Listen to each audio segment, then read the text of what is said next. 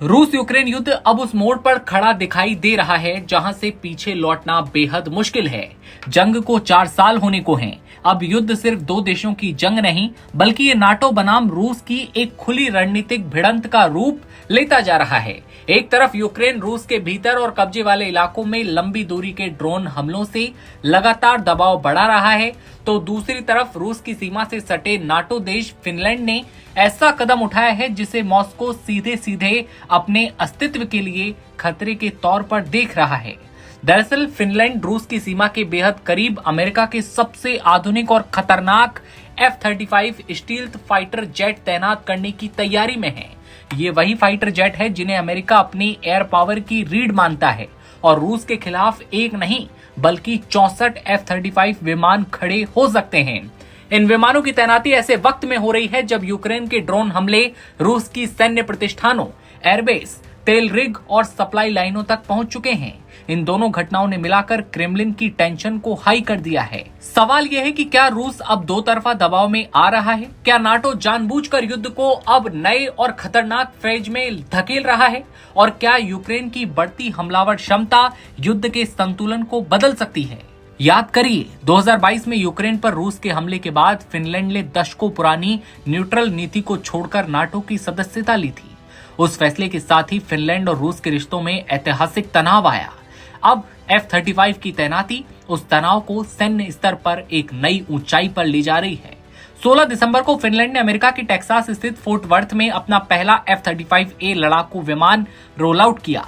देखने में औपचारिक सैन्य कार्यक्रम, लेकिन इसके रणनीतिक मायने बहुत बड़े। ये फिनलैंड की उस सुरक्षा नीति का सबसे ठोस और आक्रामक संकेत माना जा रहा है जो उसने नाटो में शामिल होने के बाद अपनाई है। बता दें कि फिनलैंड और रूस के बीच 1340 किलोमीटर लंबी सीधी सीमा है। अधिकारियों का साफ कहना है कि F-35 की स्टील क्षमता, advance sensor, network warfare system रूस जैसे पड़ोसी के खिलाफ निर्णायक भूमिका निभाएंगे।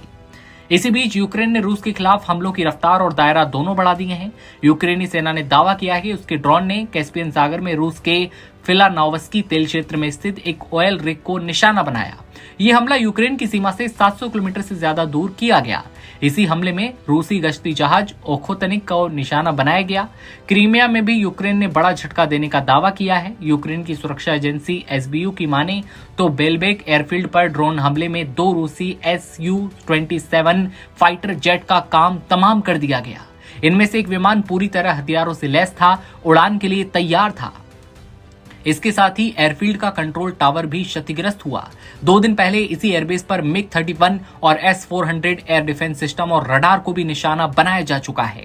यानी एक हफ्ते में रूस को इसी बेस से जुड़ा बड़ा नुकसान हुआ है। जमीनी मोर्चे पर रूस ने यूक्रेन के ओडिशा क्षेत्र में दबाव बढ़ा दिया है। रूसी हमलों में एक अहम पुल को कई बार निशाना बनाया गया, जिसमें पश्चिमी सीमा की ओर जाने वाला बड़ा सप्लाई रूट बंद हुआ। यूक्रेन की लगभग 40% ईंधन आपूर्ति के लिए ये रास्ता अहम था। हालांकि यूक्रेन ने अस्थायी पॉन्टून ब्रिज बनाकर और दूसरे रास्तों से सप्लाई चालू रखने का दावा किया है, लेकिन हमले दोनों ओर से लगातार जारी हैं। और उसी बीच जब फिनलैंड ने 64 F-35 विमान जो हैं रूसी बॉर्डर पर तैनात करने का जो दावा किया है, उसके बाद हड़कंप मच गया है। ऐसे में आपको क्या लगता है, क्या ये युद्ध अब एक नई दिशा में जाता हुआ दिखाई देता है? किसको भारी नुकसान होगा? कमेंट सेक्शन में बताइए और देश दुनिया की हर खबर देखते रहने के लिए बने रहिए नवभारत टाइम्स के साथ। नमस्कार।